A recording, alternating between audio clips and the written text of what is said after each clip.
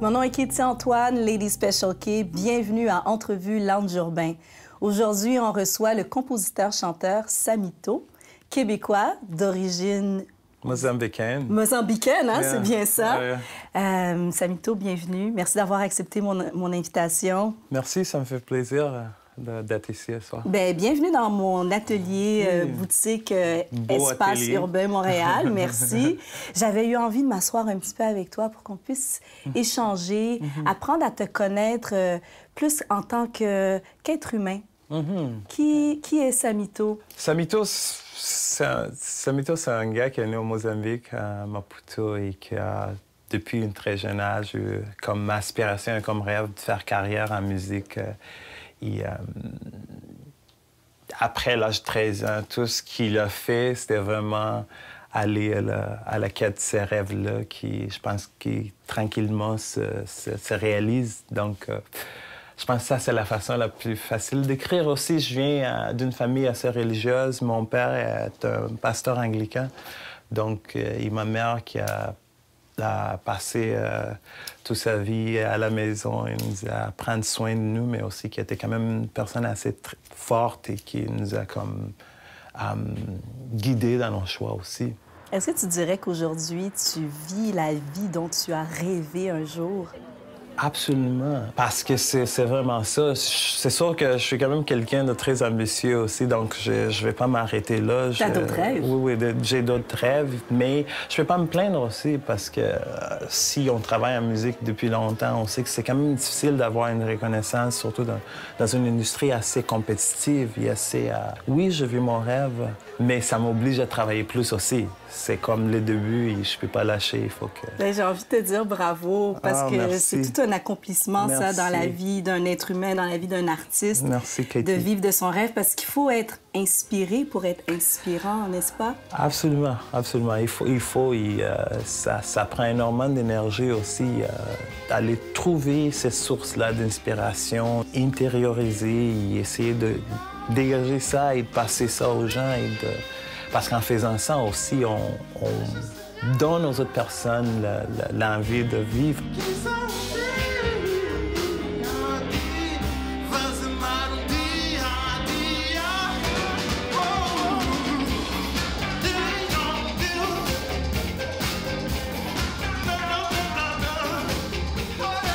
Tu as sorti ton premier album. Ouais. On peut dire que c'est ton premier album. Oui, c'est mon premier album. C'est ton premier album. Officiel, parce que j'avais un autre album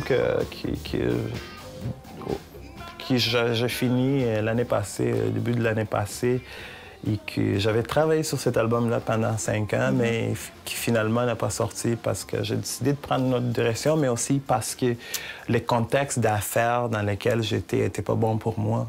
Donc, il a fallu que La vie est une école. Est une école, donc j'ai appris beaucoup de ça, mais j'ai pris cet album-là de côté. Je pense qu'il va sortir un jour, mais ça fait partie de mon école.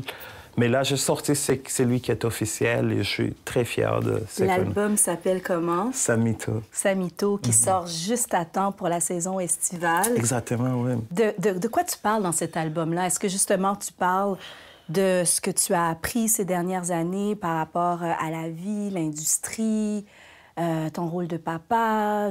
De quoi tu parles? C'est surtout de la vie. Je pense que mon premier album, il n'est pas nécessairement biographique, mais il parle de certaines questions qui me touchent vraiment à cœur.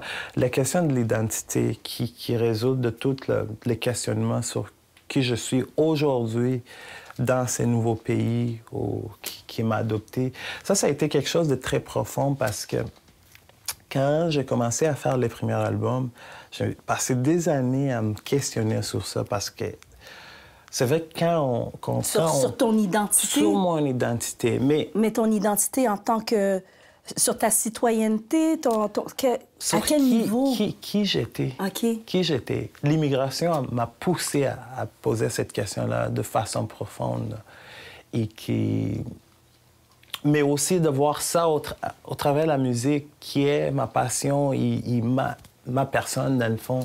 Mais ce que j'ai réalisé en me posant des questions par rapport à l'identité, c'est que je me retrouvais, surtout après 10 ans comme immigrant, je me trouvais déchiré entre deux pôles culturels extrêmement puissants et que d'un côté ou d'autre, ils me posaient la même question.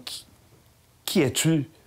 Afrique, Amérique. Exactement. Et comment ça se traduit dans la musique, c'est que j'ai cherché une façon de créer quelque chose qui ressemblait aux deux côtés. Et ça, c'est pas évident. C'est vraiment pas évident, mais c'est devenu le centre de ma démarche artistique.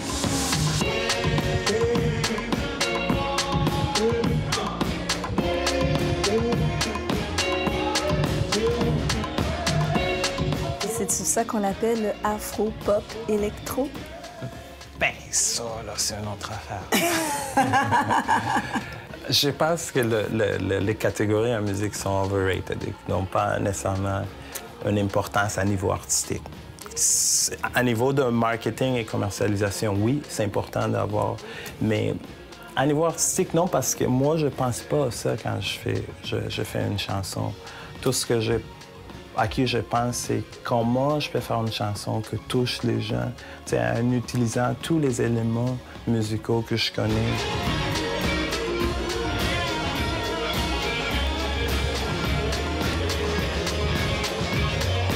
Ma musique, on peut l'appeler ce qu'on veut. Ce qu'on veut. Oui, exactement. C'est du Samito.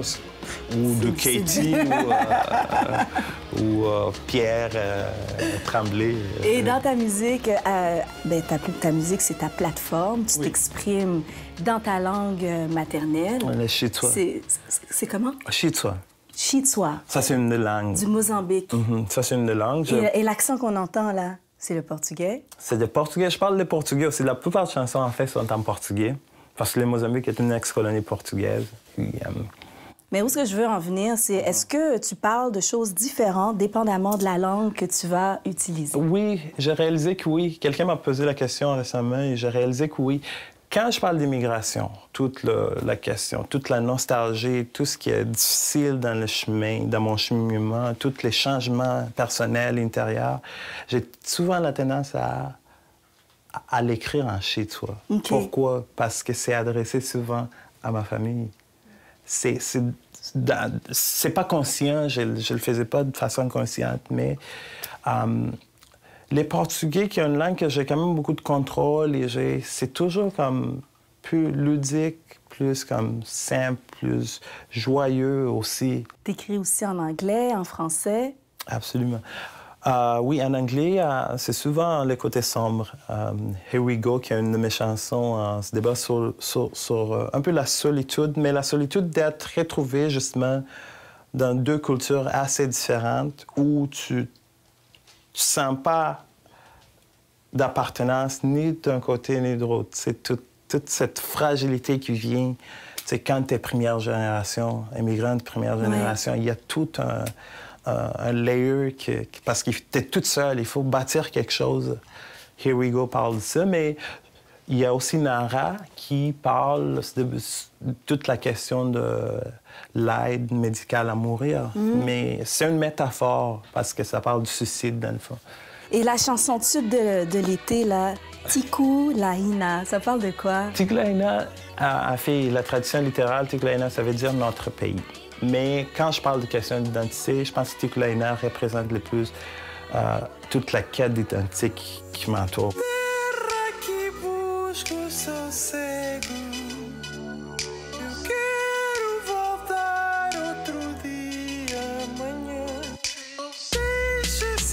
Je dis souvent que c'est moi qui essaye, dans cette chanson-là, qui essaye de concilier ma vie dans le passé et ma nouvelle vie dans une chanson et parler de ça.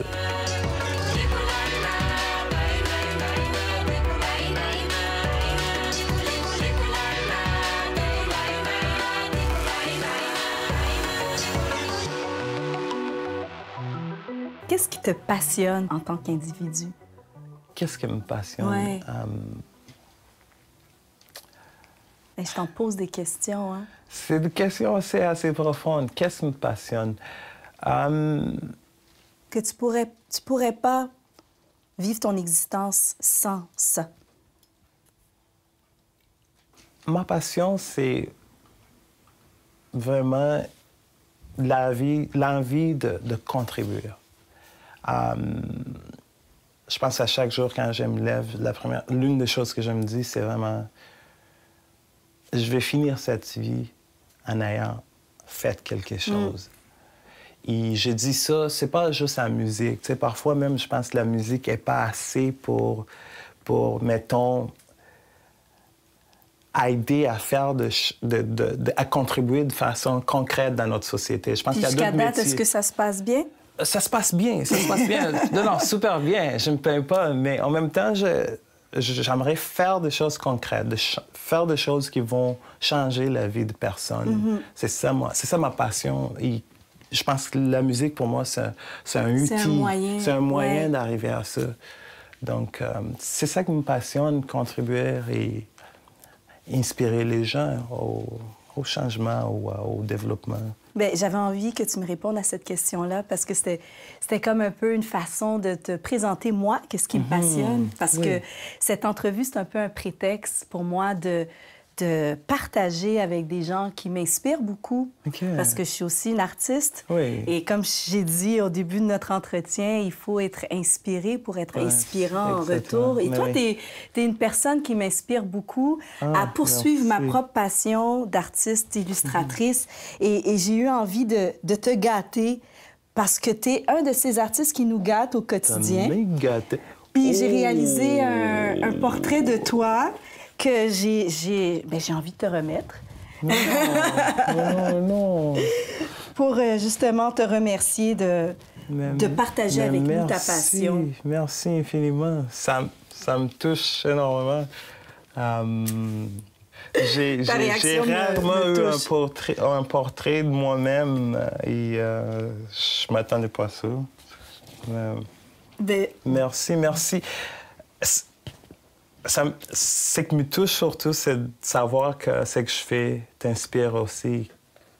Je pense aussi que le but de mon métier, c'est ça. Donc, si ça arrive, ça me fait sentir que j'ai comme... j'ai atteint mon objectif. Fait que c'est le retour de l'ascenseur. Bonne continuation, Samito. Merci. Bon été. Merci. Puis continue à faire toutes ces belles choses que tu fais. Merci, toi aussi. De l'électro-afro-punk. Punk pop.